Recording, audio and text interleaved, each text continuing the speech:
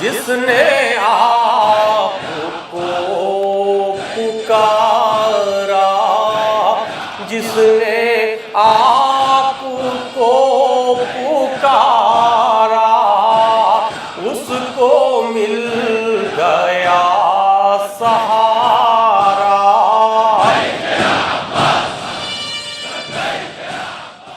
اعوذ باللہ من الشیطان الرجیم، بسم اللہ الرحمن الرحیم۔ الحمدللہ والصلاة والسلام علی رسول اللہ وعلی آلہ آل اللہ، لا سیما بقیت اللہ ولعنۃ اللہ علی اعدائہم اعداء اللہ من یومنا ھذا الی لقاء اللہ۔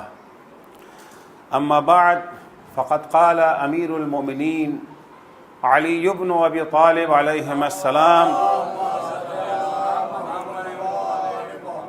فہم والجنۃ کمن قد رآہا فہم فیہا منعمون، وہم والنار کمن قد رآہا فہم فیہا معذبون۔ سلسلہ گفتگو مولا کائنات حضرت علی بن ابی طالب علیہ السلام کا وہ مشہور خطبہ جسے خطبہ متقین یا خطبہ حمام کے نام سے یاد کیا جاتا ہے۔ خطبہ متقین یا خطبہ حمام، جس میں مولا کائنات نے ایک اچھے انسان کے صفات بیان کی، 110 صفات مولا نے بیان کیے ہیں کہ ایک انسان اگر ہم اسے اچھا انسان سمجھنا چاہتے ہیں یا وہ خود اپنے کو اچھا انسان سمجھنا چاہتا ہے تو یہ 110 صفات اس کے ہیں، اس اچھے انسان کے۔ اب اسے آپ اچھا انسان کہہ لیں، پرہیزگار کہہ لیں، متقی کہہ لیں، کیونکہ بعض دفعہ بعض الفاظ ایسے ہوتے ہیں ہم سنتے ہی ڈر جاتے ہیں، اور یہ متقی ہے ایسی چیز ہے جو ہونا ہی نہیں ہے کبھی۔ اگر کہتے ہیں اچھا انسان، متقی یعنی ایک اچھے انسان کو کہا جاتا ہے، متقی اچھے انسان کو کہا جاتا ہے، پرہیزگار۔ تقوی کا لفظ استعمال کرتے بہت سے لوگ گھبرا جاتے ہیں، نہیں، وہ گھبرانے کی چیز نہیں ہے۔ تو اب ان صفات میں سے 8 صفات پہلے بیان کر چکے ہیں، چونکہ ہر درس میں ان میں سے ایک کبھی کبھی ہوتا ہے کہ یہ جو ہے مناسبتیں کوئی آ جاتی ہیں تو اس لحاظ سے درس کا رخ جو ہے مڑ جاتا ہے۔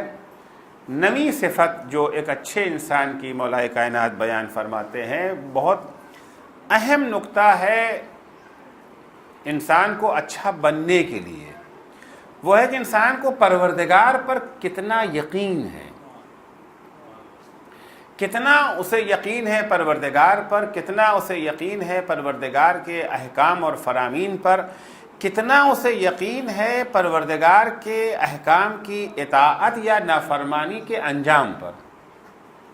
اگر اطاعت کر لیا تو کیا ہوگا، نہ کیا تو کیا ہوگا۔ مولا فرماتے ایک اچھا انسان، وہ ایک متقی وہ ہے کہ اتنا اسے یقین ہے اللہ کے وعدے پر کہ گویا وہ جنت کو اپنی آنکھوں سے دیکھ رہا ہے۔ فہم والجنۃ کمن قد رآہا، گویا آنکھوں سے دیکھیں، ایک دفعہ سنتے ہیں، آنکھوں سے دیکھ ہی نہیں رہے ہیں۔ فہم فیہا منعمون، ابھی جنت کی لذت کو محسوس کر رہے ہیں، شاہ مردہ میں نہیں بیٹھے ہوئے ہیں، گویا جنت میں بیٹھے ہوئے ہیں۔ جنت کی لذت کا احساس لمس کرنا اور ہوتا ہے، سن لینا سمجھ لینا اور ہوتا ہے، اتنا یقین ہے انہیں۔ فہم والجنۃ کمن قد رآہا فہم فیہا منعمون، اگر اچھے کام کیے ہیں، کسی کی مدد کی ہے، کسی کو سہارا دیا ہے، سچ بولا ہے، جھوٹ سے دوری اختیار کی ہے، اچھے کام کیے ہیں، اچھے کام کے سلسلے میں جو خدا نے وعدہ کیا ان نعمتوں کا، ابھی ہم محسوس کر رہے ہیں اپنے کو کہ ہم اس نعمت سے لطف اندوز ہو رہے ہیں۔ ہمارا ایک مشکل یہ ہوتی ہے کہ ہم نیک کام کرتے ہیں، ہمیں نیک کام کا بدلہ نہیں مل پاتا، مایوس ہو کے گھر بیٹھ جاتے ہیں۔ کچھ دنوں جوش آیا، چلو یتیموں کی مدد کریں، بیواؤں کو سہارا دیں، فلاں طالب علم کے پاس فیس نہیں ہے، اس کی فیس ادا کر دیا، اس کے گھر میں راشن نہیں تھا، راشن پہنچا دیا۔ لیکن رد عمل، ریاکشن سماج میں، نہ سماج نے قدر کی، نہ انہوں نے قدر کی جن کے سلسلے میں ہم نے اچھا برتاؤ کیا تھا. امامیہ والے ادارہ چلا رہے ہیں، انہیں اچھی طرح ایسے احساس ہوگا کہ جن جن لوگوں کے ساتھ وہ اپنی تمام کوششیں کرتے ہیں ان کے علاج کے لیے، ان کے کتنوں کی طرف سے یہ جو ہے رسپانس اچھا ملتا ہے اور کتنوں کی طرف سے الٹی جو ہے وہ گالیاں ملتی ہیں. تو لوگ مایوس ہو کر کے بیٹھ جاتے ہیں، تھک جاتے ہیں. لیکن اگر وہ محسوس کرنے لگے کہ آج ہم نے فلاں کا علاج کرایا تھا، ان سے نہیں، خدا نے جو چیز ہم سے وعدہ کیا ہے، اتنا یقین کو ہم محسوس کر رہے ہیں. اسی طریقے سے یہ جو ہے برائیاں اور گناہ، برائیوں کے سلسلے میں خداوند متعال نے جو کہا ہے کہ تمہیں یہ سزا ملے گی، اگر تم نے کسی کا دل دکھایا تو یہ سزا ہے، غیبت کی تو یہ سزا ہے، کسی مومن کی توہین کر دی تو یہ سزا ہے، غفلت برت دی ان کے حالات سے تو یہ سزا ہے.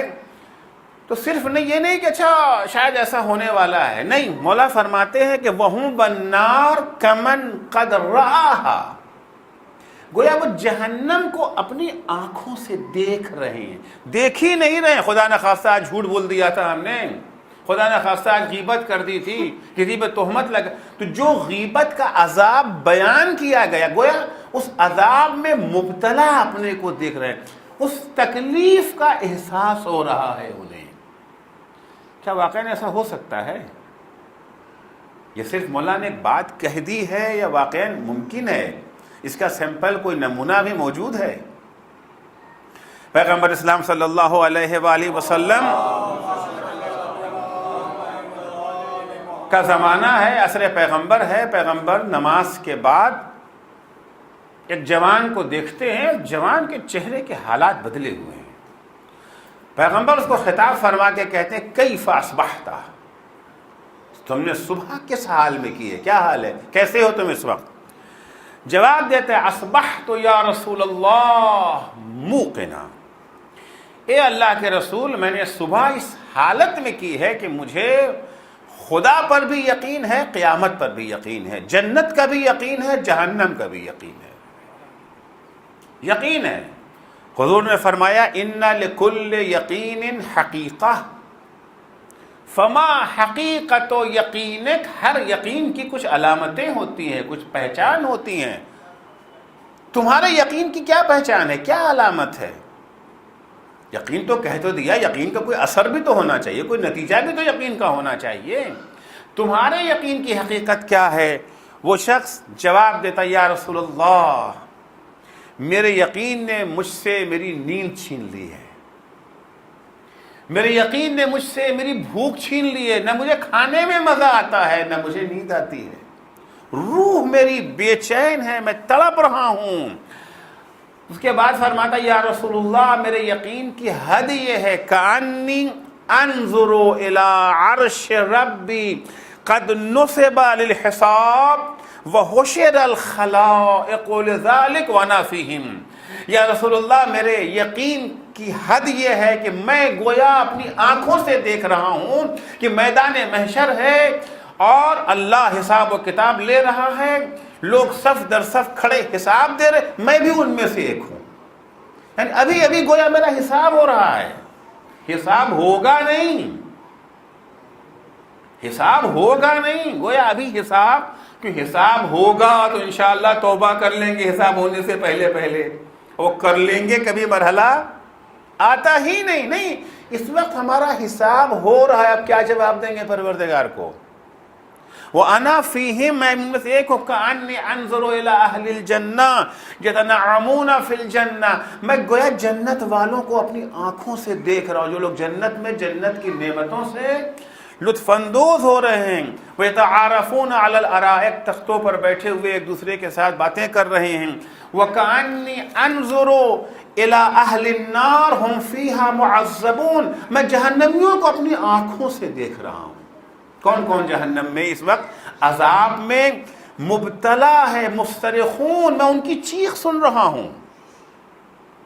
جو لوگ جہنم میں ہیں میں ان کی اسی وقت چیخ سن رہا ہوں. وَكَأَنِّي الْآنَ أَسْمَعُ زَفِيرَ النَّارِ يَدُورُ فِي مَسَامِعِ، آگ جب بھڑکتی ہے نا تو اس کی ایک آواز نکلتی ہے نا اس میں سے، میں آگ کے بھڑکنے کی آواز، میرے کان میں گونج رہی ہے وہ آواز، میرے کان میں وہ آواز گونج رہی ہے۔ یا رسول اللہ کہیے تو بتا دو ان میں سے کون جنتی ہے اور کون جہنمی ہے؟ ابھی بتا دوں آپ کو۔ رسول خدا کا نہیں، آگے نہیں، کسی کا نام وغیرہ مت لو۔ پیغمبر اسلام سن کر کے فرماتے ھذا عبد نور اللہ قلبہ بالایمان، یہ وہ شخص ہے، یہ وہ بندہ ہے جس کے دل کو اللہ نے نور ایمان سے روشن کر دیا ہے۔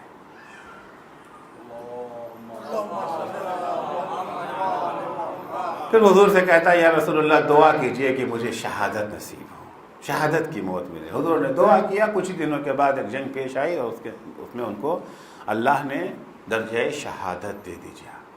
تو ایک پہچان، ایک علامت یہ ہے کہ اتنا یقین، اپنے یقین کو اس درجے پر پہنچائیں۔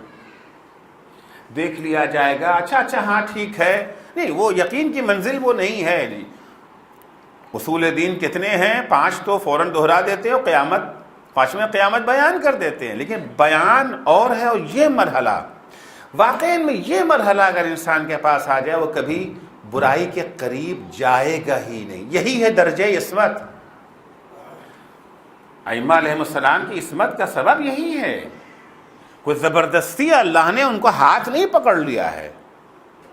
ایسا نہیں ہے کہ ان کو اللہ نے یہ جو ہے جبر پایا جائے ان کے ہاں، نہیں، وہ اگر گناہ کے قریب نہیں جاتے، اگر ان کی عصمت کی جو ہے ضمانت پروردگار نے دی ہے، اتنا یقین ان کے اندر بھرا ہوا ہے۔ ایک اور علامت جو امام نے اچھے انسانوں کی بیان کی ہے، فرماتے ہیں قلوبہم محزونہ، قلوبہم محزونہ، ان کے دل غمزدہ ہوتے ہیں۔ ذرا اس کے اوپر رکوں گا، غمزدہ ہوتے ہیں، محزون ہوتے ہیں ان کے دل، قلوبہم محزونہ۔ دیکھیے قرآن مجید میں مختلف جگہوں پر مومنین کی صفات یہ بیان کی کہ ان کو غم و اندوہ نہیں ہوتا۔ بہت سی حدیثوں میں بھی ہے، مومن کی شان یہ ہے کہ اس کے ہاں غم و اندوہ، ان اولیاء اللہ، قرآن کی آیت ہے، لا خوف علیہم ولا هم یحزنون، اللہ کے چاہنے والے، اللہ کے ولی وہ ہوتے ہیں نہ ان کے ہاں خوف پایا جاتا ہے اور نہ ان کے ہاں حزن و اندوہ پایا جاتا ہے۔ اور یہاں مولا فرماتے ہیں کہ اچھے انسان کی پہچان کیا ہے؟ قلوبہم محزونہ، ان کے دل غمزدہ ہوتے ہیں۔ صلوات پڑھیں گے محمد دل ان کے محزون ہوتے ہیں، دل ان کے غمزدہ ہوتے ہیں۔ اور یہاں قرآن کی آیت کہہ دی کہ الا ان اولیاء اللہ لا خوف علیہم ولا هم یحزنون، اللہ کے ولی وہ ہوتے ہیں، اللہ کے چاہنے والے وہ ہیں جن کے ہاں نہ خوف پایا جاتا ہے نہ حزن و اندوہ پایا جاتا ہے۔ ایک اور آیت میں کہ ان الذین قالوا ربنا اللہ ثم استقاموا تتنزل علیہم الملائکہ، وہ افراد جنہوں نے کہا کہ ہمارا پروردگار اللہ ہے اور پھر اپنے اس قول پر ڈٹ بھی گئے، ثابت قدم ہے۔ آخر بہت سارے لوگ ہوتے ہیں نا، آج کچھ ہیں کل کچھ ہو جاتے، آج بڑا جوش آیا، نماز پہ نماز، روزے پہ روزہ، قرآن پہ قرآن، زیارت، سب کچھ زندگی جو ہے گویا سب کچھ چھوڑ چھاڑ کے اسی کے پیچھے لگ گئے۔ 10 دن کے بعد دیکھا تو بالکل سب کچھ چھوڑ چھاڑ دیا، اب بالکل الٹے ہو گئے، اب نہ نماز ہے نہ روزہ ہے نہ کچھ ہے نہیں۔ ثم استقاموا، وہ افراد جنہوں نے کہا کہ ہمارا پروردگار اللہ ہے، ثم استقاموا، ڈٹ گئے اس کے اوپر، ثابت قدم رہے۔ تتنزل علیہم الملائکہ، وہ افراد جنہوں نے رب اللہ کو مانا، رب کسی دنیا کے کسی انسان کو نہیں مانا، فلاں سیٹھ صاحب کو رب نہیں مانا، فلاں تنظیم کو رب نہیں مانا، فلاں حکومت کو رب نہیں مانا، رب اللہ ہے، پرورش کرنے والا اللہ ہے، پالنے والا وہ ہے، بقیہ سب یہ جو ہے وسیلہ ہے۔ خدا چاہے گا تو موسیٰ کی پرورش کو فرعون کی آغوش میں کروا لے گا، وہ چاہے گا تو کہیں بھی کچھ بھی کر سکتا ہے، رب اسے مانا ہے۔ جب رب اسے مان لیا تو کبھی بھی اس کے مقابلے میں کسی کے حکم کو نہیں مانتے، تو اسی کے حکم کو مانیں گے، اسی کے سنیں گے۔ زبان سے صرف کہا نہیں، قالوا ربنا اللہ، زبان سے تو ہم سب کہتے ہی رہتے ہیں ہمارا رب کون، الحمدللہ رب العالمین، صبح شام، ثم استقاموا، ڈٹ بھی گئے، آفس گئے ربنا اللہ، بزنس کیا ربنا اللہ، مجلس میں آئے ربنا اللہ، ممبر پہ آئے تو ربنا اللہ۔ یہ پبلک کو رب نہیں سمجھتے، بانیہ مجلس کو رب نہیں سمجھتے، ورنہ ہوتا ہے نا، بانیہ مجلس کو کون سا میٹر پسند آ رہا ہے، ادھر والا کہ ادھر والا، جیسا کہیں، جس ماحول میں گئے، جس معاشرے، نہیں، ربنا اللہ، رب اللہ ہے۔ ثم استقاموا، اس پر ڈٹ گئے تو انجام کیا ہوتا، تتنزل علیہم الملائکہ، ایسوں کی خدمت میں فرشتے سلام کے لیے آتے ہیں، تتنزل علیہم الملائکہ، ملائکہ آتے ہیں، کیا کہتے ہیں، اللہ تخافوا ولا تحزنوا، دیکھو نہ تم خوف کرو نہ تم غمزدہ ہو، حزن و اندوہ تمہارے پاس نہیں آنا چاہیے، وابشروا بالجنہ، ہم تمہیں جنت کی بشارت دیتے ہیں، التی کنتم توعدون، وہ جنت جس کا تم سے وعدہ کیا جا رہا تھا، ہم تم کو بشارت دیتے ہیں، تمہاری جنت پکی ہوگی۔ خب یہاں کے اوپر بھی مومن کی پہچان کیا ہے، مومن کی پہچان ہے کہ اس کے یہاں حزن و اندوہ نہ ہو، لیکن یہاں پر مولا کیا فرما رہے ہیں، مومن کون ہے،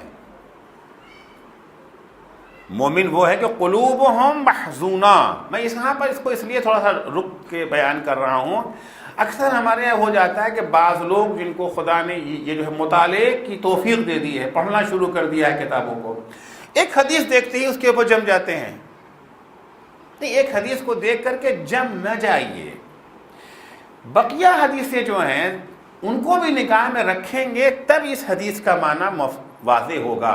ایک آیت کو دیکھ کر کے جم نہ جائیے اس کے اوپر، ایک آیت کی تشریح اور تفسیر دوسری آیتیں کرتی ہیں، ایک حدیث کے معنی و مفہوم کو دوسری حدیثیں اس کے معنی و مفہوم کو بیان کر دیتے، جب تک جامع یہ جو ہے مطالعہ نہ ہو جائے اس وقت تک کوئی یہ جو ہے نظریہ قائم کرنے کی کوشش نہ کیجیے۔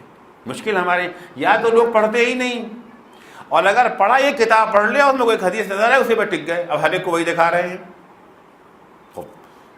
قلوبہم محزونہ، مولا فرماتے ہیں متقین وہ ہیں جن کے دل غمزدہ ہوتے ہیں، اور یہ آیت کہتی ہے صاحب غمزدہ تو ہوتے ہی نہیں مومنین، مومنین کی شان ہی ہے یہ، اللہ کے اولیاء جو ہیں ان کے یہاں غم و اندوہ پایا ہی نہیں جاتا۔ ہم تو یہ تصور بھی نہیں کر سکتے کہ مولا کائنات خدا کے قول کے خلاف جائیں گے، ہم تو یہ سوچ بھی نہیں سکتے ہیں کہ مولا کائنات کی کوئی بھی تعلیم قرآنی تعلیمات کے خلاف جائے گی۔ جو کچھ ہے ان کا سب کچھ قرآن کے دائرے میں ہے، قرآن تو اصل ہے نا، اس کے ہٹ کر کے یہاں پر نہیں ہے۔ اب یہ دیکھنا ہے کہ واقعاً مولا کیا کہنا چاہتے ہیں، مومن کو غمزدہ ہونا چاہیے یا مومن کو غمزدہ نہیں ہونا چاہیے۔ اچھا، بہت ساری حدیثیں بھی ہمارے پاس ایسی ہیں جہاں کے اوپر مومن کی علامت یا قرار دی گئی کہ اس کا دل غمزدہ ہونا چاہیے۔ ادھر سے پیغمبر کی حدیث ہے کہ جب بھی ہماری کوئی حدیث قرآن سے ٹکرائے تو اس کو دیوار پہ دے مارو، وہ ہماری نہیں ہے، جھوٹی ہے، گڑھی گئی ہے۔ تو کیا کریں، ان حدیثوں کو کہتے ہیں کہ سب جعلی ہیں۔ مولا علی کا یہ قول نہج البلاغہ میں جعلی ہے۔ حضور کی حدیث ہے کہ المومن بشرہ فی وجہہ وحزنہ فی قلبہ، مومن وہ ہے کہ چہرہ اس کا ہمیشہ کھلا ہوا رہتا ہے، اس کے چہرے سے آپ کو پتہ نہیں چلے گا کہ اس کا دل غمزدہ ہے، اس کے اوپر کوئی غم ہے، ہمیشہ حشاش پشاش، مومن کی علامت یہی ہے۔ اگر ہم کسی مشکل میں پھنسے ہوئے ہیں تو اترا ہوا چہرہ لے کر کے دوسروں کے حوصلوں کو پست نہ کریں۔ فرض کیجئے ہم کاروبار کرتے ہیں، بزنس کرتے ہیں، بزنس میں گھاٹا ہو گیا، ٹھپ ہو گیا معاملہ، ہمارا کاروبار نہیں چل رہا ہے۔ اب اگر ہم غمزدہ چہرہ اترا، کیا ارے بھائی کیا بتائیں بزنس، اب وہ بیچارہ جو نیا اس فیلڈ میں آیا تھا تو گھر چپ چاپ بھیا، جب اتنے بڑے بڑے لوگ جو ہیں ان کے ساتھ یہ ہو گیا تو پھر ہمارا کیا ہوگا۔ آپ کی شکست اور ناکامی کو دیکھ کر کے ان کے حوصلے پست ہو جاتے ہیں۔ لہذا مومن کے لیے کیا، مومن بشرہ فی وجہہ، اس کی جو ہے وہ یہ جو ہے بشاشت، اس کی خوشی، اس کا سرور چہرے سے نظر آتا ہے۔ وحزنہ فی قلبہ، اور اپنے غم و اندوہ کو اپنے دل میں چھپائے رہتا ہے۔ تو گویا مومن کیا، مومن کیا حزن ہے، حسن کا ہونا ایمان کے خلاف نہیں ہے، مگر قرآن کی آیت تو کہتی ہے نہیں ہونا چاہیے۔ یا چھٹے امام کی حدیث ہے کہ الحزن شعار العارفین، حزن اور اندوہ جو ہے وہ افراد جنہیں خدا کی پہچان ہے، اہل بیت کی پہچان ہے، رسول کی پہچان ہے، ائمہ کی پہچان ہے، عرفاء اور عارفین کا شعار ہے۔ دیکھیے عربی کے دو لفظ ہیں، شعار اور دثار، شعار اور دثار، شین عین الف رے، دال صا سا 3 نقطے والا، اور الف رے، دثار اور شعار۔ شعار اور دثار دونوں کپڑوں کے نام ہیں۔ شعار اس کپڑے کو کہتے ہیں جو ہم اندر پہنتے ہیں، جو ہمارے بدن سے چپکا رہتا ہے کپڑا، بینیائن جو پہنے ہوئے ہیں، اس کا شمار کاہے میں ہے؟ شعار میں ہے۔ دثار اوپر کا کپڑا، یہ سب کیا ہے؟ دثار ہے، جو ہمارے بدن سے ٹچ نہیں ہو رہا ہے، جو سب سے قریب ہم سے ہے وہ کون سی چیز ہے؟ اس کا نام ہے شعار۔ المومن الحزن شعار العارفین، یہ کپڑا ہم سے الگ ہو جاتا ہے مگر وہ اندر والا کپڑا ہم سے الگ ہمیشہ ہمارے ساتھ رہتا ہے۔ الحزن شعار العارفین، حزن غم و اندوہ جو ہے وہ عرفاء جو اللہ شناس ہیں، رسول شناس ہیں، اہل بیت شناس، ان کا شعار ہے، یعنی کبھی بھی یہ ان سے الگ نہیں ہوتا۔ اب دیکھیں بالکل حدیثیں ٹکرا رہی ہیں قرآن کی آیتوں سے، کیا کریں؟ کہتے کہ یہ حدیث نہیں ہے۔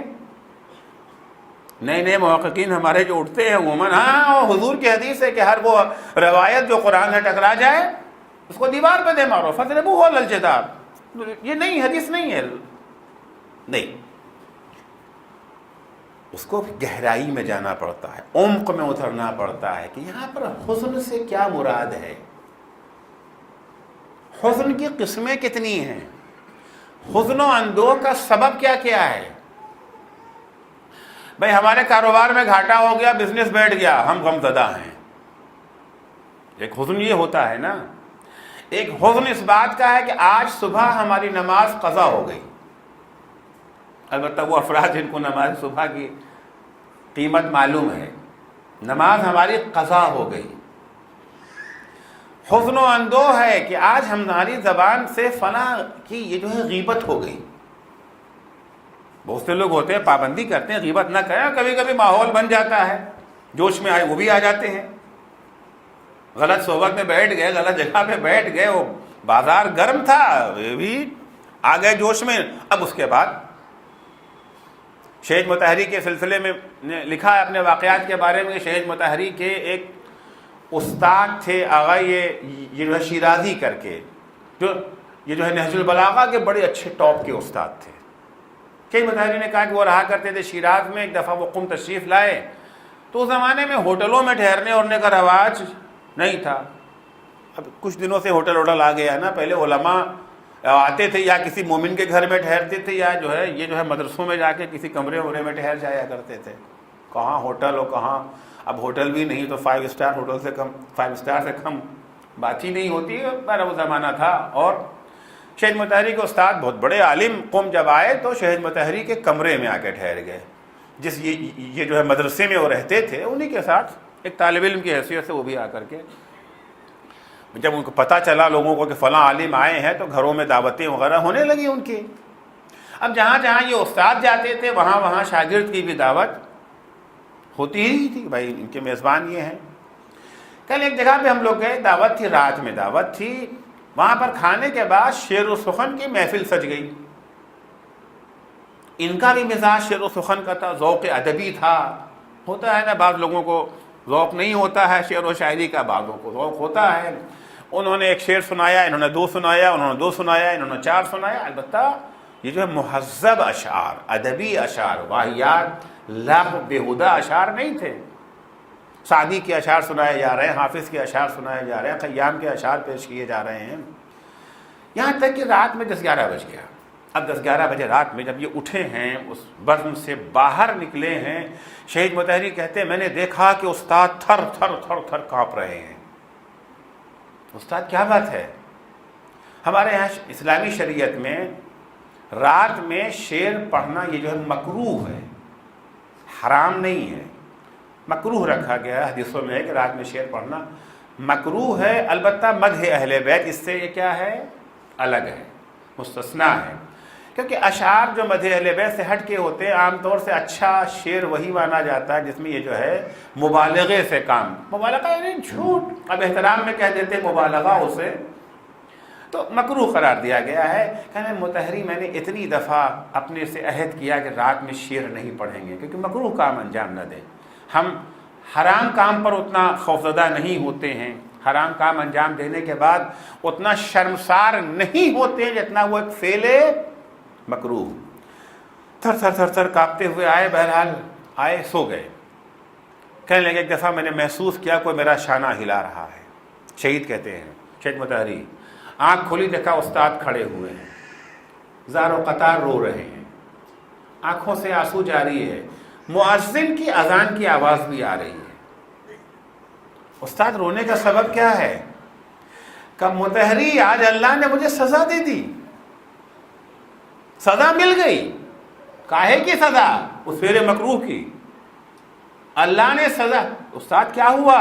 کہ سن نہیں رہے اذان ہو رہی ہے، سورج نہیں نکلا ہے، سن نہیں رہے اذان ہو رہی ہے۔ مطہری آج نماز شب کی توفیق چھن گئی، اب میری آنکھ کھلی ہے۔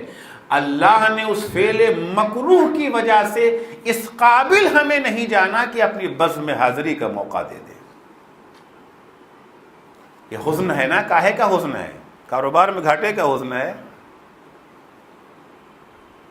فلاں جا رہے تھے راستے میں چوٹ لگ گئی اس کا حزن ہے، ایکسیڈنٹ ہو گیا اس کا حزن ہے، نوکری چھن گئی اس کا حزن ہے۔ اس کا منشا کیا ہے؟ اس نعمت سے جو خدا، البتہ یہ بہت اہم مرحلہ ہے۔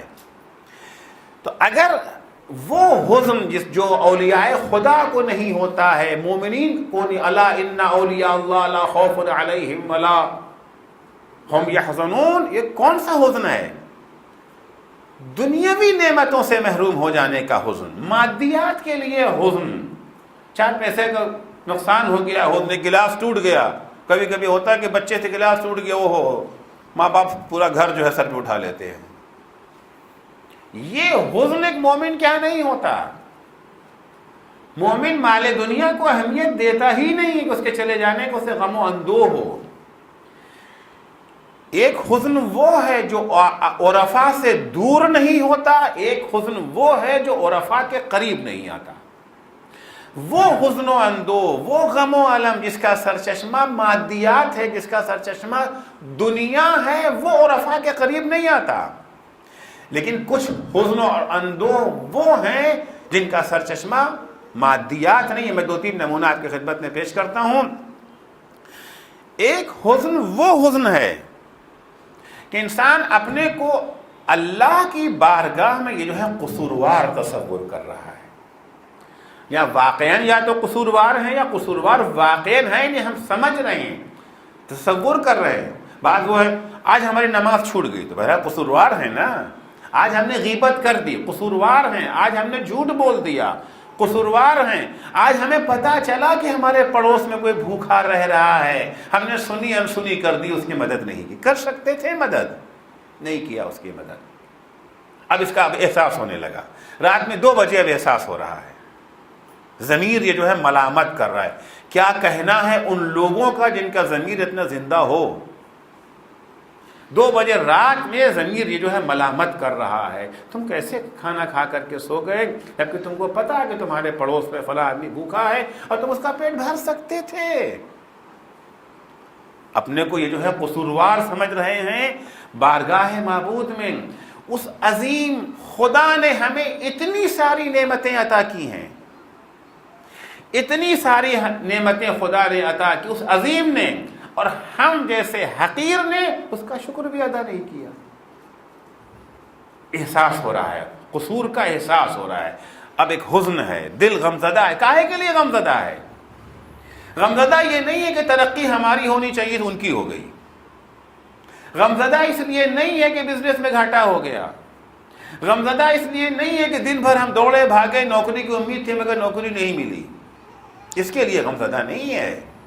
غمزدہ ہے کہ اللہ کی بارگاہ میں ہم سے جو ہے قصور ہو گیا۔ یہی وہ احساس ہے جو امام زین العابدین علیہ السلام کی دعاؤں میں اجاگر ہے۔ میں اکثر امام کی ایک دعا کا تذکرہ کرتا ہوں، دعائے ابو حمزہ صومالی یا صومالی زیادہ بہتر ہے تلفظ، دعائے ابو حمزہ صومالی۔ ابو حمزہ صومالی امام کے ایک صحابی ہیں جن کو امام نے یہ دعا تعلیم کی ہے، جو عام طور سے سحر ماہ رمضان میں پڑھنے کی ہے، لیکن ضروری نہیں ہے کہ صرف سحر ماہ رمضان ہی میں پڑھیں، کبھی بھی پڑھ سکتے ہیں، کیونکہ ائمہ کی دعائیں میں اکثر عرض کرتا رہتا ہوں تعلیمات کا خزانہ ہے، معرف اسلامی کا خزانہ ہے۔ اسلام کو سمجھنا اگر ہے تو ائمہ علیہ السلام کی دعاؤں کو دیکھیے، وہاں چونکہ ان کی دعائیں ہم جیسی دعائیں نہیں نہ ہوتی، اللہ روزی دے دے، روٹی دے دے، اولاد دے دے، کرسی دے دے، نوکری دے دے، ہماری دعائیں تو یہی سب ہوتی ہے نا، وہاں یہ سب کچھ نہیں ہے۔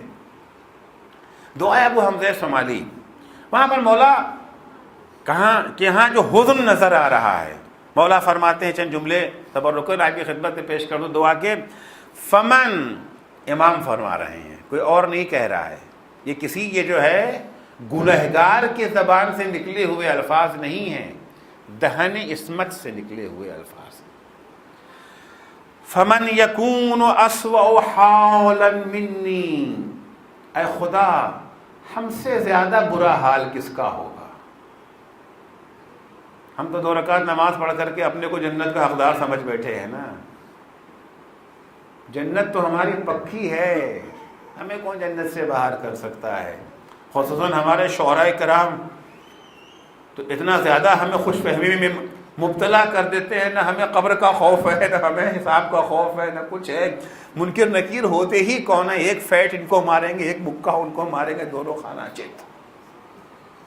اب دیکھیں امام کیا فرما رہے ہیں، الہی، دعا ہے امام، الہی فمن یکون اسوأ حالا منی، خدایا ہم سے برا حال اور کس کا ہو سکتا ہے؟ ہم کون ہیں؟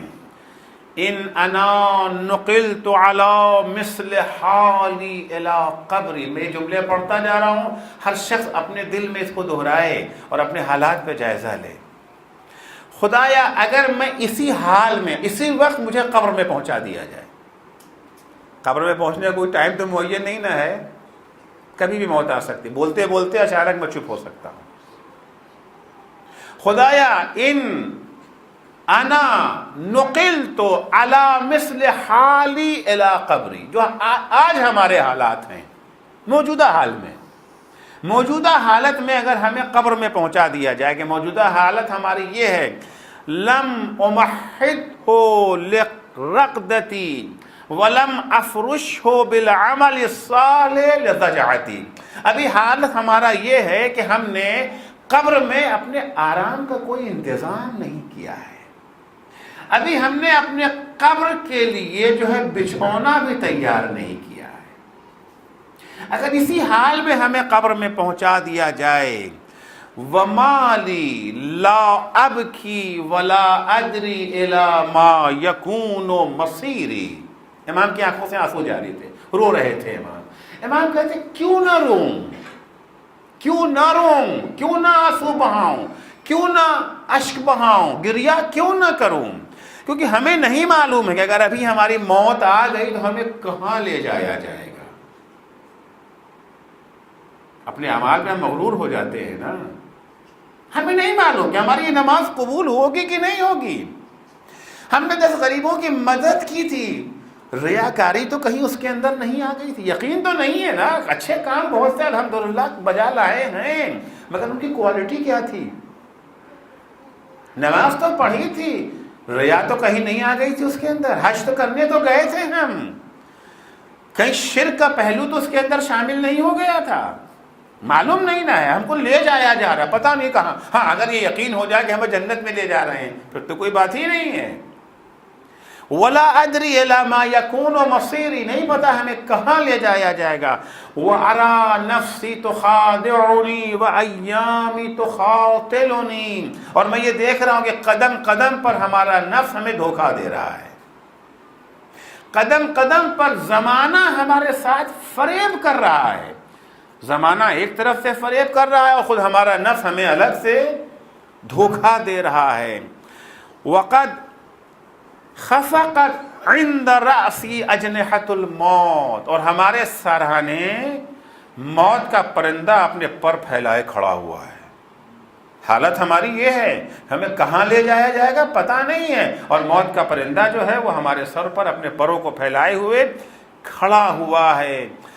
اب کی لخروج نفسی، اب کی لظلمت قبری، اب کی لضیق لحدی، میں رو رہا ہوں، کاہے کے لیے رو رہا ہوں؟ میرے بدن سے میری روح نکلنے والی ہے، میں اس لیے رو رہا ہوں کہ جس قبر میں ہمیں دفن کیا جائے گا وہ قبر بڑی تاریک قبر ہے، میں اس لیے رو رہا ہوں جس قبر میں ہمیں دفن کیا بہت تنگ قبر ہے، بہت تنگ لحد ہے ہماری، بہت تنگ قبر ہے، کروٹ لینا بھی خاص طور سے دلی والی قبریں، کروٹ لینا بھی اس کے اندر بہت مشکل ہے۔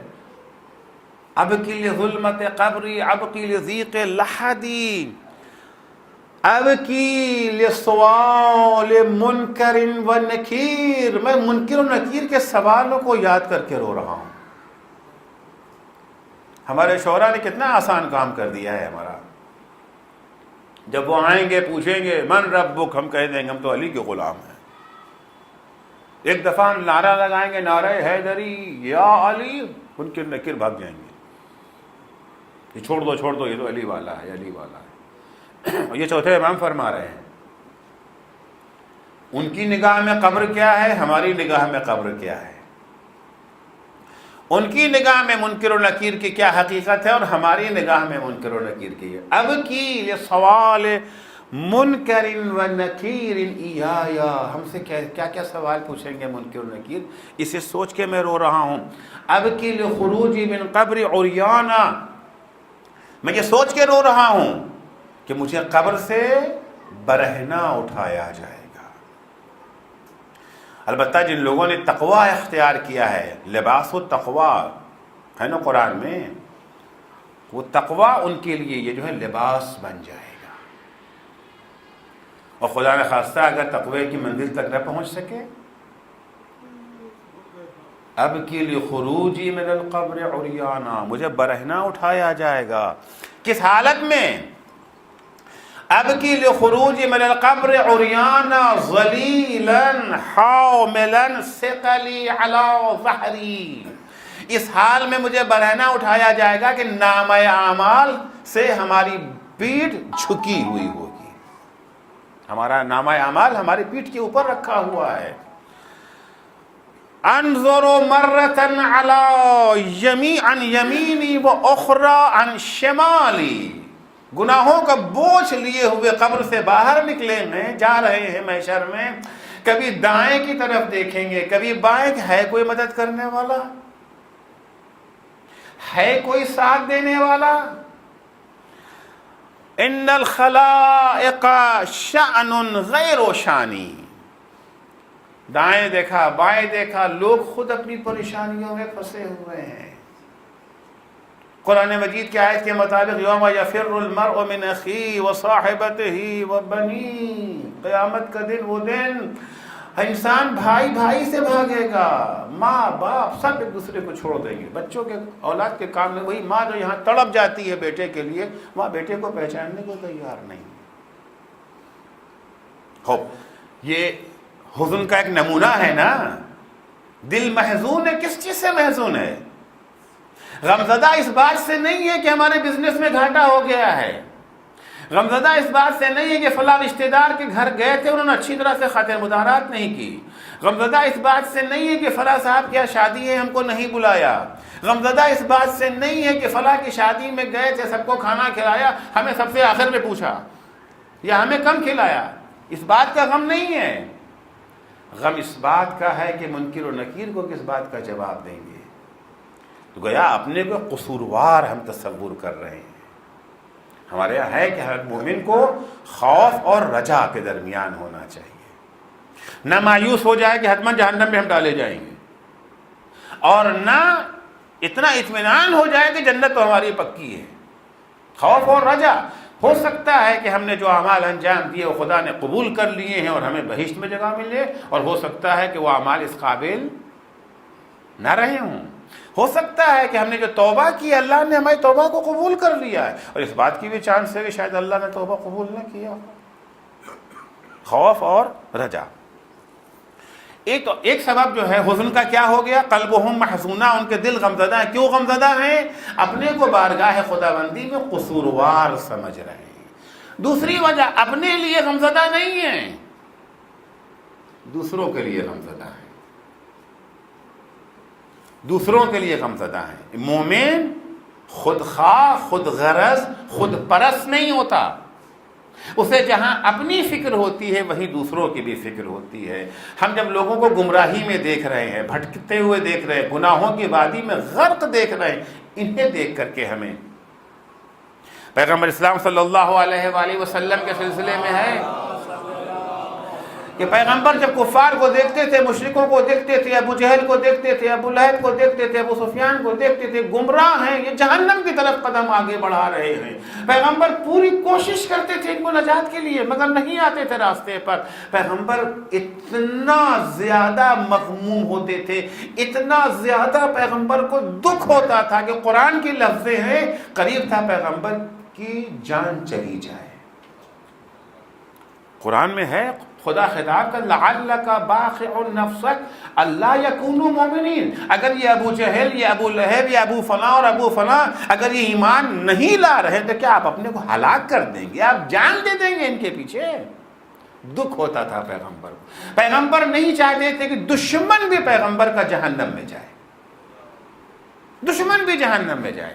مولا کائنات کے سلسلے میں جب جنگ جمل ختم ہوئی ہے، اول تو مولانا چاہا کہ جنگ جمل نہ ہو، میں فقط اشارہ کر رہا ہوں، جب جنگ جمل ختم ہو گئی ہے، جنگ جمل ختم ہوئی اس حالت میں کہ مولا جیت گئے تھے نا، جمل والے ہار گئے تھے، کامیابی مولا کے قدم چوم رہی تھی۔ دنیا میں ہر فاتح کمانڈر جنگ جیتنے کے بعد جشن مناتا ہے سوائے علی کے،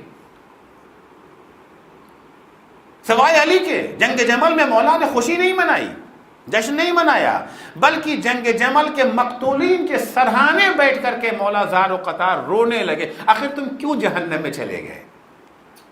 افسوس ہے مولا کو ان کے جہنم میں جانے کا، دشمن بھی جہنم میں نہ جانے پائے۔ قلبہم محزونہ، اچھا انسان وہ ہے جس کا دل غمزدہ ہوتا ہے۔ کاہے کے لیے غمزدہ ہوتا ہے؟ ہم تو نماز پڑھ رہے ہیں، روزے رکھ رہے ہیں، جھوٹ نہیں بولتے، غیبت نہیں کرتے، غریبوں کی مدد کرتے ہیں، ہمیں تو جنت میں جانا ہے۔ نہیں، یہ بیچارے جو جھوٹ بول رہے ہیں، یہ جو غیبت میں مبتلا ہیں، یہ جو غریبوں کا خیال نہیں رکھتے ہیں، یہ جو غلط راستوں پہ جا رہے ہیں، یہ کیوں جا رہے ہیں؟ انہیں غلط راستوں پہ جاتے ہوئے دیکھ کر، آج بھی ہوتے ہیں نا بہت سارے افراد، جب وہ دیکھتے کہ بچے پڑھتے نہیں ہیں، بچے گلیوں میں مارے مارے پھر رہے ہیں، دل ان کا دکھتا ہے نا۔ بیماروں کو جب دیکھتے کہ بیماری میں جو مبتلا ہے، بہت سے ایسے افراد ہیں جن کا دل، انہیں خوشی سے اس بات کی نہیں ہے کہ ہمارے ہاں ہمارے بچے صحت مند ہیں، ہمارے بچے تعلیم حاصل کر رہے ہیں، ہمارے بچے نہیں۔ جب دوسروں کو دیکھتے ہیں غلط راستے پر چلتے ہوئے تو ایک سبب یہ ہوتا ہے۔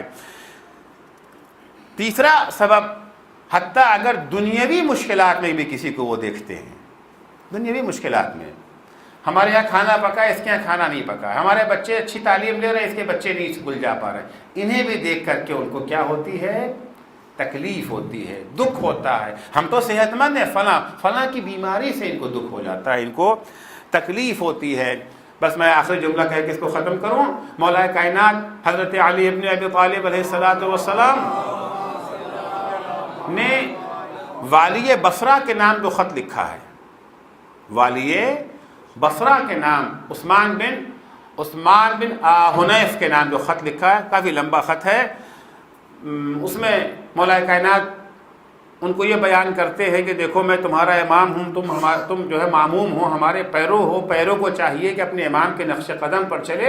امام نے اپنی سیرت وہاں بیان کی ہے، وہ فرماتے ہیں الا وان امامکم قد اکتفی من دنیاہ بتمرئ، دیکھو تمہارے امام نے مال دنیا میں سے صرف 2 بوسیدہ کپڑا لیا ہے، ومن طعمہ بقرصئ، اور کھانے میں سے فقط 2 عدد روٹیاں لی ہیں، وَلَوْ شِئْتُ لَاهْتَدَيْتُ الطَّرِيقَ إِلَى مُصَفَّى هَذَا الْعَسَلِ، اگر میں چاہتا تو میں صاف شفاف پاکیزہ شہد بھی حاصل کر سکتا تھا، وَلُبَابِ هَذَا الْقَمْحِ، اور بہترین گیہوں بھی میں استعمال کر سکتا تھا، ایسا نہیں کہ میرے پاس تھا نہیں، فقیر تو نہیں تھے نا مولا کائنات، مولا کائنات فقیر نہیں تھے، مولا کائنات نے بزنس کیا ہے، کاروبار کیا ہے، باغات لگائے ہیں، کنویں کھودے ہیں، وہ 25 سالہ دور جسے ہم کہتے ہیں مولا خانہ نشیں ہو گئے تھے، خانہ نشیں نہیں تھے، میدان بدل گیا تھا، اس میدان میں ان کو لوگوں نے جو ہے نہیں پوچھا، چلے گئے اپنا کاروبار کے میدان میں، باغات لگانے کے میدان میں، کنواں کھودنے کے میدان میں،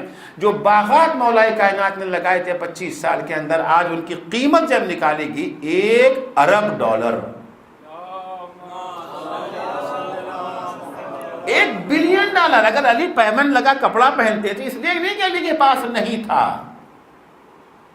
اس لیے نہیں کہ علی کے پاس نہیں تھا، اگر علی کے یہاں فاقے کی خبریں آپ پڑھتے ہیں روایتوں میں، اس لیے نہیں کہ الیاذ باللہ علی کاہل تھے، کام نہیں کرتے تھے، کام خوب کرتے تھے، لیکن لانے کے بعد اپنے پر اکتفا نہیں، دوسروں کو بھوکا علی نہیں دیکھ سکتے تھے، ان کی بھوک سن کر کے علی تڑپ جاتے تھے، بے چین ہو جاتے تھے، قلوبہم محزونہ، مولا فرماتے ہیں کہ سب کچھ ہاں ہمارے پاس، ولیکن ہیہات این یغلبنی ہوایا ویقودنی جشعی الی تخیل الاطعما، ہیہات، ہرگز ہرگز ایسا نہیں ہو سکتا ہے کہ خواہشات نفس ہمارے اوپر سوار ہو جائے اور ہماری خواہش نفس ہمیں لذیذ کھانوں کی طرف لے جائے، دال چھوڑ کر کے اسٹو چھوڑ کے قورمہ چھوڑ کر کے فلاں اور ڈھکا، کیوں ہوتا ہے؟ یہ سب خواہش نفسی تو ہے نا، ورنہ جسمانی تقاضے تو نہیں ہے، دال روٹی سے بھی کام چل جاتا ہے، وہ انرجی مل جاتی ہے ہمیں۔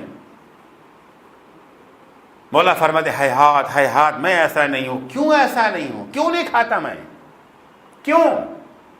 فرماتے ہیں لعل بالحجاز او الیمامہ من لا طمع له فی القرص، کیوں میں نے فقط 2 روٹیاں لی ہیں، کیوں میں نے صرف 2 بوسیدہ کپڑا لیا، کاہے کے لیے؟ مجھے کیا اچھا نہیں لگتا شہد؟ مرغ مسلم کا مزہ ہمیں معلوم نہیں ہے کیا ہوتا ہے، بھنے ہوئے پرندے کا مزہ ہمیں نہیں معلوم ہے، اچھا نہیں لگتا، لگتا کیوں نہیں؟ پھر کیوں نہیں کھاتے؟ مولا فرماتے شاید حجاز یا یمامہ میں کوئی ایسا انسان ہو جسے 1 روٹی بھی میسر نہ ہو۔ علی کو ان کی بھی فکر ہے، علی کو ان کا بھی خیال ہے، شاید کوئی ایسا، حجاز اور یمامہ مولا کوفے میں ہے، جہاں کافی دور ہے، ہمیں اپنے پڑوس والوں کی فکر نہیں ہوتی ہے، مولا حجاز اور یمامہ والوں کی بات کر رہے ہیں، ان کے دکھ درد کو دیکھ کر کے مولا تڑپ جاتے تھے۔ لعل بالحجاز بالیمامہ من لا طمع له فی القرص، شاید حجاز و یمامہ میں کوئی ایسا ہو جسے 1 روٹی بھی میسر نہ ہو، ولا احد له بالشبع، اور شکم سیری کا اس کے پاس کوئی انتظام ہی نہ ہو، وابیت مبطانا وحولی، یہ قائدین کے لیے، لیڈروں کے لیے، رہنماؤں کے لیے بڑا گولڈن جملہ ہے جو مولا نے فرمایا ہے، وابیت مبطانا وحولی بطون غرسا واکباد حرسا، میں پیٹ بھر کے کھانا کھا کے سو رہا ہوں اس حال میں کہ بھوکے پیٹ اور پیاسے جگر تڑپ رہے ہیں، لوگ بھوک سے تڑپ رہے ہیں، میں کھانا کھا کے سو جاؤں۔ اقنع من نفسی بان یقال امیر المومنین، میں اسی بات سے خوش ہو جاؤں کہ لوگ مجھے امیر المومنین کہتے ہیں، ولم اشارکہم فی مکارہ الدہر، اور وہ لوگ جو ہمیں امیر المومنین کے لقب سے یاد کر رہے ہیں، ان کی مشکلات میں ان کا ساتھ نہ دوں۔ عہدہ مل جانا ہنر نہیں ہے، عہدے کا یہ جو ہے نبھانا ہنر ہے، جتنا بڑا عہدہ اتنی ہی مشکلیں زیادہ، اتنی ہی ذمہ داریاں بڑھ جاتی ہیں۔ وَلَمْ أُشَارِكْهُمْ فِي مَكَارِهِ الدَّهْرِ أَوْ أَكُونَ أُسْوَةٌ لَهُمْ فِي جُشُوبَةِ الْعَيْشِ، زندگی کے سختیوں میں ان کے لیے میں نمونہ عمل نہ بنوں؟ بھئی ایک فقیر کے لیے نمونہ عمل کیسے بنا جا سکتا ہے؟ اگر ہمارے پاس ہم صبح کا ناشتہ بہترین، دوپہر کا کھانا بہترین، رات کا کھانا بہترین، وہ جو بھوکا ہو آدمی ہے اس کے لیے میں نمونہ عمل اور آئیڈیل کیسے بن سکتا ہوں؟ بن ہی نہیں سکتا۔ بھئی آپ کو کیا پتا کہ ہم اس سے کہتے ہیں آپ دیکھو چوری مت کرنا، ڈنڈی مت مارنا۔ ارے بھائی ہم ڈنڈی نہیں ماریں گے تو ہمارا آپ کا تو پیٹ بھرا ہوا ہے، آپ کو کیا پریشانی ہے؟ بھائی دیکھو بزنس میں کسی کو دھوکہ مت دینا۔ ارے بھائی آپ ارب پتی آدمی ہیں، اگر آپ دھوکہ نہ دیں گے تو آپ کے صحت پہ کوئی اثر نہیں پڑتا، مگر ہمارا کیا؟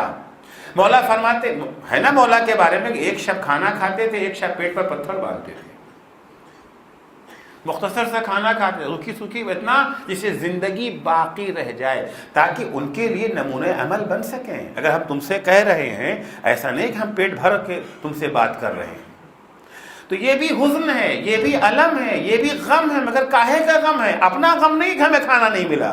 فلاں صاحب کے یہاں گئے تھے، بجائے قربہ پلاؤ دینے کے لیے دال روٹی کھلا کے بھیج دیا۔ مجلس پڑھنے گئے تھے، یار عجب بدتمیز لوگ ہیں فلاں شہر والے، فلاں جگہ والے، آئندہ کبھی نہیں جائیں گے۔ اور بتاؤ بھائی وہ سوکھی روٹی کھلا کے بھیج دیا وہاں سے۔ سارا غم کاہے کا؟ غم اس بات کا ہے کہ لفافہ ہلکا تھا ہمارا۔ خوشی کا ہے کہ لفافہ بھاری تھا، غم کاہے کا ہے لفافہ؟ یہ غم ہے قابل مذمت۔ الا ان اولیاء اللہ لا خوف علیہم ولا هم یحزنون، نہ خوف ہے نہ حزن۔ کاہے کا حزن؟ لفافہ ہلکا ہونے کا حزن، احترام نہ ہونے کا حزن۔ نہیں گئے تھے شایان شان، ان لوگوں نے احترام نہیں کیا، جو ہونا چاہیے تھا اس طریقے سے نہیں کیا۔ مثال کے طور پر وہ اسٹیشن پہ کوئی لینے ہی نہیں آیا، اکیلے ہمیں جانا پڑا وہاں تک۔ یہ حزن ہے مذموم۔ لیکن وہ حزن جو اللہ کے بارگاہ میں اپنے کو قصوروار سمجھ کر کے پیدا ہو، وہ حزن جو دوسروں کو جو ہے گمراہ دیکھ کر کے پیدا ہو، وہ حزن جو دوسروں کو جو ہے مشکلات میں گرفتار دیکھ کر کے پیدا ہو، نہ صرف یہ کہ یہ حزن لائق مذمت نہیں ہے، بلکہ یہ حزن وہ ہے جو علامت تقویٰ ہے، علامت پرہیزگاری ہے، اچھے انسان کی علامت ہے۔ وَقُلُوبُهُمْ مَحْزُونَةٌ، ان کے دل جو ہے وہ غمزدہ ہوتے ہیں، حزناک۔ تھوڑا لمبا ہو گیا لیکن ضروری تھا اس کو پورا واضح کر دینا، ورنہ اکثر ہوتا ہے کہ صاحب وہاں تو یہ کہا، یہاں تو یہ کہا، ٹکراؤ ہو رہا ہے۔ اس سے آپ کو اندازہ بھی ہو گیا کہ اتنی جلدی قضاوت اور فیصلہ نہیں کرنا چاہیے۔ اگر اس سلسلے میں کوئی سوالات ہیں تو اس کے جوابات ہیں۔ مصیبتیں دیکھیے تین طرح کی مصیبتیں ہوتی ہیں عام طور، کچھ تو نیچرل ہے، طبیعی ہیں۔ ظاہر سی بات ہے، ہم لے کے سر کے اوپر پتھر ماریں گے تو خون تو نکلے ہی گئی، سب تو پھٹ ہی جائے گا۔ یہ نہ سزا ہے نہ عذاب ہے، کچھ بھی نہیں ہے، نیچرل چیزیں ہیں۔ ڈینگو پھیلا ہوا ہے، وہاں چلے گئے، احتیاط نہیں برتی اور مچھر نے کاٹ لیا، ظاہر سی بات ہے کہ وہ سارے چیزیں تو آئیں گی۔ یہ نیچرل چیزیں ہیں، طبیعی چیزیں ہیں، اس سے کوئی تعلق نہیں ہے۔ کبھی کبھی ہوتا ہے حالات نیچرل نہیں ہے، طبیعی نہیں ہے، غیر عادی حالات ہے۔ بزنس میں ہمارے گھاٹا ہونا نہیں چاہیے تو ہو گیا، سارے حساب کتاب ہمارے بالکل پرفیکٹ تھے، بالکل کوئی مشکل تھی ہی نہیں۔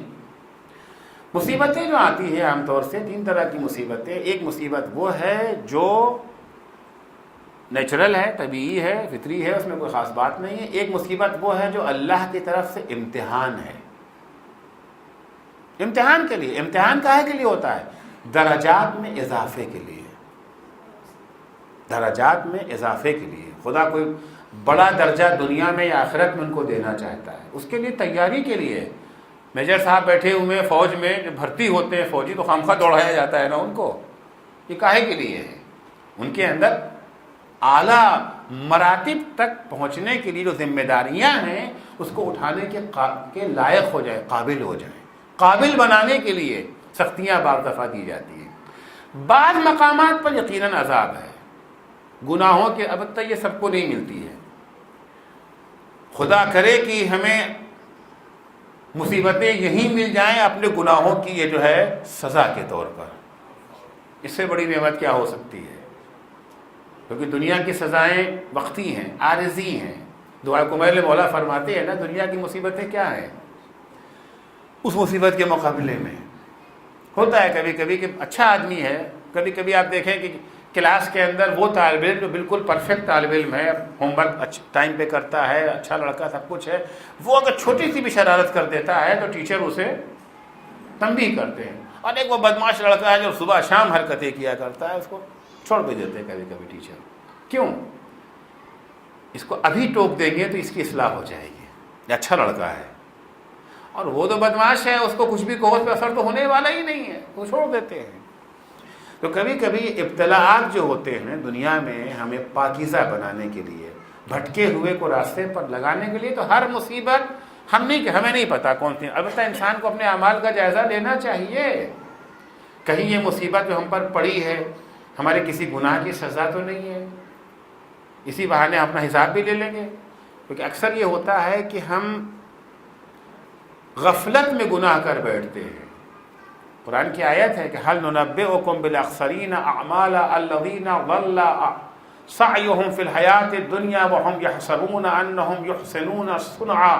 کیا تمہیں بتا دیں اس شخص کا جو سب سے زیادہ گھاٹے میں ہے؟ قرآن کے سب سے زیادہ گھاٹے میں وہ ہیں جن کی زندگی گناہوں میں بسر ہوتی ہے، انہیں احساس گناہ نہیں ہے، وہ اسے اچھا سمجھتے ہیں. ہمارے کتنے آپ کو ایسے افراد مل جائیں گے، ہمارے معاشرے میں کتنے ایسے بیٹھے غیبت کر رہے ہیں ثواب سمجھ کے.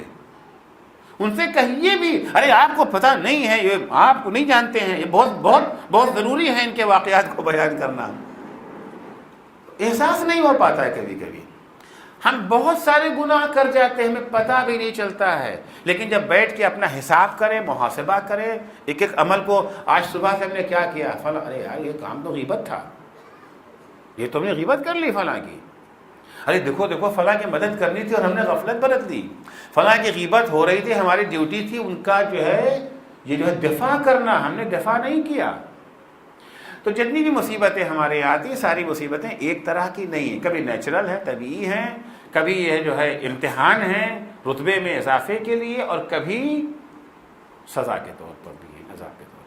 ان کا سوال یہ ہے کہ نکاح میں تو دونوں طرف کی بات پوچھی جاتی ہے، ان کی طرف سے ایجاب ہے، ان کی طرف سے قبول ہے، لڑکی کی طرف سے پیشکش ہوتی ہے، لڑکی کی طرف سے حامی بھری جاتی ہے. لیکن طلاق جب ہوتا ہے تو طلاق کیا ہے؟ یک طرفہ ہو جاتا ہے. دیکھیے طلاق یک طرفہ بھی ہوتا ہے، طلاق یہ جو ہے دو طرفہ بھی ہوتا ہے. اکثر ہم لوگوں کو اپنے شریعت کے قوانین کا اور شریعت کی دی ہوئی سہولتوں کا علم نہیں ہوتا. جس وقت نکاح ہو رہا ہوتا ہے اس وقت لڑکی کو یہ اختیار حاصل ہے کہ وہ طلاق کو یک طرفہ بنائے یا دو طرفہ بنائے، اس کو اپنا ہے. شادی کی پیشکش تو اسی نے کی ہے نا، تو اس پیشکش کے ضمن میں ایک شرطیں اور کنڈیشن رکھ سکتی ہے، کنڈیشن رکھ سکتی ہے لڑکی. ہم تم سے عقد اس شرط پہ کر رہے ہیں کہ تمہیں طلاق دینے کا یک طرفہ حق نہیں ہوگا. تم طلاق اس وقت ہمیں دو گے جب فلاں عالم یا فلاں جج، فلاں قاضی یہ جو ہے طلاق دینے کو صحیح سمجھے. جہاں اب حالات ان کے ایسے ہو چکے ہیں کہ طلاق کے علاوہ کوئی ہوتے ہیں نا بعض دفعہ حالات. اگر اسلام نے نہ طلاق کو بند کر دیا ہے اور نہ طلاق کو بالکل آزاد کھول دیا ہے، کیونکہ بعض دفعہ حالات ایسے ہیں کہ یا تو ان کو گولی مار دیں یا ان کو جو ہے وہ طلاق دے دیں، دو ہی راستہ بچا ہے، یا اپنے کو مار لیں. بعض دفعہ حالات ایسے ہو جاتے ہیں، ایسے میں کون سا بہتر ہے؟ طلاق بہتر ہے یا گولی مار دینا بہتر ہے؟ راستہ رکھا ہے اسلام نے. چند شکلیں، ایک تو نہیں لڑکے نے کہا جی میں اب آپ سے شادی کرنا چاہوں، آپ کو پورا اختیار، جب چاہے ہمیں طلاق دے دیں، جو ہوتا ہے عام طور سے. تو ہم نے خود ہی یہ اختیار ہم نے خود دیا ہے نا اس کو. لیکن جناب ایک گزارش ہے، اگر آپ ہمارے علماء ان چیزوں کو بیان، میں ابھی آؤں گا اس پر، اس پر میں ابھی عرض کروں، اس کو بھی عرض کروں، میں اس کو بھی عرض کروں گا ابھی آپ کی خدمت میں، اس کو بھی عرض کروں گا. ایک تو یہ ہو گیا، ایک یہ ہے کہ نہیں لڑکی کو اس بات کا اختیار ہے کہ حتیٰ لڑکی اس اپنے شوہر کا جو حق طلاق ہے وہ خود لے سکتی ہے. شرط کر لیا کہ ہم آپ کے ساتھ نکاح کر رہے ہیں، اس شرط پہ نکاح کر رہے ہیں، اگر آپ نے ہمارے ساتھ بدسلوکی کی تو ہم اپنے کو طلاق دینے کے سلسلے میں آپ کے جو ہے وکیل ہیں، اور ایسے وکیل اس کو آپ ہٹا نہیں سکتے ہیں. اگر انہوں نے بدسلوکی کی، لڑکی اپنے کو طلاق دے سکتی ہے. لڑکی شرط کر سکتی ہے صاحب دیکھیے ہم آپ سے شادی کر رہے ہیں اس شرط پہ کہ آپ کے طلاق کا حق مولانا طالب صاحب کے ہاتھ میں رہے گا. جب طالب صاحب یہ فیصلہ کر دیں گے کہ ہاں طلاق ہونا ہے تبھی آپ طلاق دے سکتے، ورنہ آپ طلاق نہیں دے سکتے. یہ ساری کنڈیشنز ہیں. لیکن ہمارے یہاں مشکل ہے کہ ہم سمجھنا ہی نہیں چاہتے. ہم ایک چھوٹا سا مکان بھی خریدتے ہیں، چھوٹی سی زمین خریدتے ہیں، وکیل کے پاس جاتے ہیں، مشورہ کرتے ہیں. اس میں تو میں قصہ سنا دوں. دہلی کا ایک صاحب تھے، ان کی بیٹی کی شادی ہوئی، بدقسمتی سے داماد اچھا نہیں ملا ان کو. اب واقعہ اچھا نہیں ملا یا ان کے خیال میں اچھا نہیں ملا، یہ بھی ہوتا ہے. اکثر یہ بھی سنا گیا کہ آگے بڑی برائی کر رہے ہیں مگر بیچارے کی غلطی نہیں تھی، غلطی ان کی اپنی صاحبزادی کی غلطی تھی، مگر اپنی غلطی مانتا کون ہے. خیر وہ تشریف لائے ہوئے تھے، بہت لڑکا جو ہے وہ طلاق دینے پر بھی تیار نہیں ہو رہا تھا اور لڑکی کو تنگ بھی بہت کر رہا تھا. آئے ہمارے پاس بہت گالیاں اور دین مذہب سب کو دی عام طور سے. اچھا وہ سمجھتے کہ دین کے ٹھیکیدار تو ہم ہی ہیں، جتنا دین ہمارا ہے اتنا ہی آپ کا ہے. آپ کو گالی دینا، اپنے گھر میں بیٹھ کے گالی دے دو، ہمارے پاس آنے سے کیا فائدہ ہے؟ کوئی ہماری پراپرٹی تو نہیں نا دین ہے، جتنا آپ کا اتنا ہی ہمارا بھی ہے. خیر وہ ایک مہینے کے بعد پھر ہے کہ مولانا وہ الحمدللہ جان چھوڑ گئی، طلاق ہو گیا اس کا. 2-3 مہینے کے بعد ہے قبلہ اس کی دوسری شادی ہونے جا رہی ہے. اچھا ہم ان کو اس وقت جب وہ گالیاں دے رہے تھے یہ ساری باتیں ان کو سمجھا چکے تھے کہ آپ نے خود اپنے ہاتھ سے اپنے پیروں میں کلاڑی ماری ہے. اسلام یہ کہتا ہے، اسلام یہ کہتا ہے، یہ اختیارات اللہ نے لڑکیوں کو دیے ہیں. اب وہ آئے کہ قبلہ اس کی دوسری شادی ہونے جا رہی ہے اور آپ کی نکاح آپ سے پڑھوائیں گے اور وہ ساری شرطیں بھی لکھوائیں گے. بہت اچھی بات. جس دن ان کا نکاح تھا اس دن میں نے پوری تیاری کی، اسٹڈی کی، کیونکہ ایک نئی بات ہوگی نا معاشرے میں، تو ہر طرف سے چاؤں چاؤں چاؤں یہ مولانا عسکری صاحب نے نیا کیا نکالا ہے. تو پوری تیاری کر کے اور کتابوں کے حوالے، پیج نمبر اور سطر نمبر اور ساری پوری تیاری کر کے میں گیا نکاح پڑھنے کے لیے. وہاں جب نکاح کا وقت آیا اور میں نے کھولی ہاتھ جوڑ، نہیں قبلہ فقط سمپل نکاح پڑھ دیجئے بس، مشکل سے لڑکا ملا ہے. تو اس میں اسلام کا مسئلہ نہیں ہے. اب جہاں تک ابھی میجر صاحب نے اچھا جملہ کہا کہ علماء کو چاہیے کہ اس کو بیان کر دیں. ایران وغیرہ میں تو نکاح نامے میں چھپا ہوا ہے پہلے ہی سے، وہ نکاح نامے میں سب چیزیں شرطی ہوئی.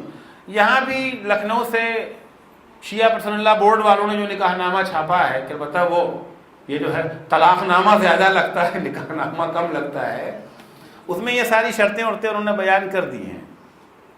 مگر ہوتا یہی ہے کہ ہمارے یہاں دیکھیے ہمارے سماج میں تو لڑکی کو مناسب لڑکا ہی بہت مشکل سے ملتا ہے. ہم لوگ کے پاس لوگ آتے ہیں، مولانا کوئی لڑکا بتائیے، بہت کم آتے ہیں کوئی بتائے، کوئی لڑکی بتائیے، کوئی لڑکا بتائیے، لڑکی کا رشتہ نہیں مل رہا ہے. اب کہیں سے وہ رشتہ مل گیا تو پھر وہ کہاں سب شرطیں لگائیں گے، لڑکے بھاگ جائیں گے. جس نے آپ کو پکارا، جس نے آپ